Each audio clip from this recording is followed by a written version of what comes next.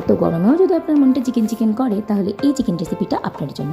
আম kasundi chicken বানানোর জন্য কিছুটা কাঁচা লঙ্কা, একটা গোটা রসুন, একটা কাঁচা আম ভালো করে পুড়িয়ে তার একটা পেস্ট বানিয়ে নিচ্ছি।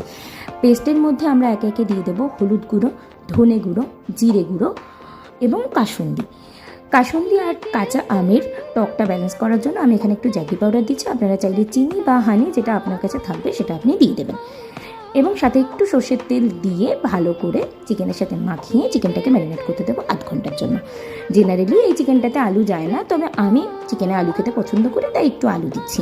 আলু ভাজা হয়ে গেলে তারই মধ্যে সেই তেলের মধ্যেই আমি একটু পেঁয়াজ ভেজে নিচ্ছি। পেঁয়াজটা ভাজা ভাজা হয়ে গেলে আমি ম্যারিনেট করা চিকেনটাকে দিয়ে ঢেকে বেশ কিছুক্ষণ ধরে কষিয়ে নেব। আর কষিয়ে নেওয়ার সাথে সাথে আমার ওদিকে আর একটা জল রেডি করতে হবে। জলটার মধ্যে কিছু গোটা গরম মশলা দিয়ে জলটা ফুটে গেলে সেই জলটা আমি এই কষা চিকেনটার মধ্যে ঢেলে দেবো আস্তে আস্তে। জলটা একটু কম কম করেই দেবেন, গ্রেভিটা একটু কম কম হয়।